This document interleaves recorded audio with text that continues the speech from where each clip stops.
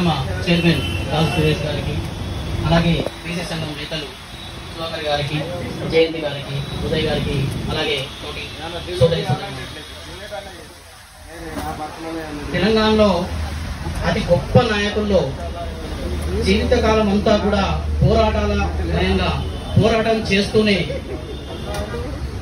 ఒక వ్యక్తి తన జీవితకాలంలో 7.5 దశాబ్దాల పాటు పోరాటాలు చేస్తూనే అన్ని రకాల అంటే పీడిత బలహీన వర్గాల పక్షాన ప్రభుత్వాలపై ప్రతిపక్షంగా ఉంటూ పోరాటాలు చేస్తూ ఎంతో గొప్ప స్థాయికి ఎదిగి మనందరికీ కూడా ఎంతో స్ఫూర్తి ప్రదాత ఆచార్య కొండా లక్ష్మణ్ బాపూజీ గారు. తను 1930లో ఆదిలాబాద్ జిల్లాలో జన్మించి అతి చిన్న వయసులోనే క్విట్ ఇండియా ఉద్యమంలోకి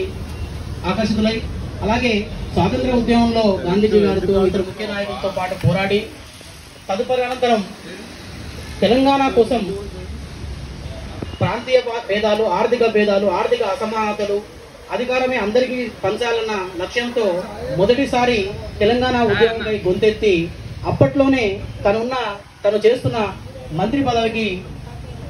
రాజీనామా చేసి ఎంతో గొప్ప త్యాగశీలి, తెలంగాణ తొలి ఉద్యమానికి స్ఫూర్తి ప్రదాత ఆచార్య కొండా లక్ష్మణ్ బాపూజీ గారు. ఆనాడే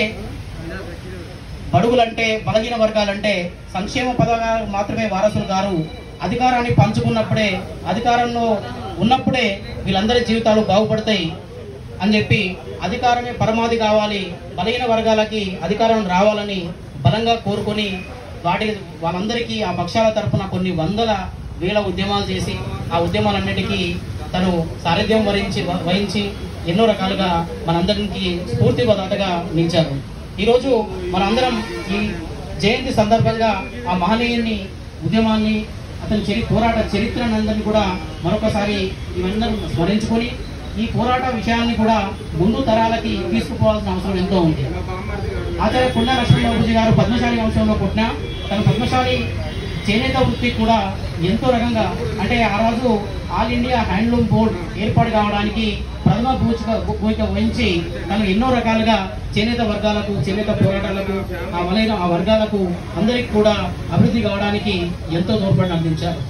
అలాగే అలాంటి గొప్ప వీరుని చరిత్రను, పోరాట స్ఫూర్తిని కూడా ఈ తరాలకు అందించడానికి తెలంగాణ ప్రభుత్వము పాఠ్యాంశాల్లో తన పోరాట ప్రతిభలన్నింటినీ కూడా ఏర్పాటు చేయాలని, అలాగే కొత్తగా ఏర్పాటు చేస్తున్న తెలంగాణ సెక్రటరియట్ లో ఒక ప్రత్యేక బ్లాక్ పేరును ఆచార్య కొండా లక్ష్మణ్ బాపూజీ బ్లాక్ గా ఏర్పాటు చేయాలని, అలాగే తను ప్రాతినిధ్యం వహించిన భువనగిరి నియోజకవర్గం దగ్గర ఏర్పాటవుతున్న నిమ్స్ ఆసుపత్రికి ఆచార్య కొండా లక్ష్మణ్ బాపూజీ పేరును పెట్టాలని చెప్పి, అలాగే కొత్తగా నిర్మితమవుతున్న వివిధ రోడ్లకు కూడా ఆచార్య కొండా లక్ష్మణ్ బాపూజీ గారి పేరు పెట్టి ఈ తరాలందరికీ కూడా ఆ చరిత్రను అందించి ఆ పోరాట స్ఫూర్తిని మరొక మారు తెలియజేయాలని ఈ ప్రభుత్వానికి తెలియజేసుకుంటున్నాం. జై హింద్, జై తెలంగాణ.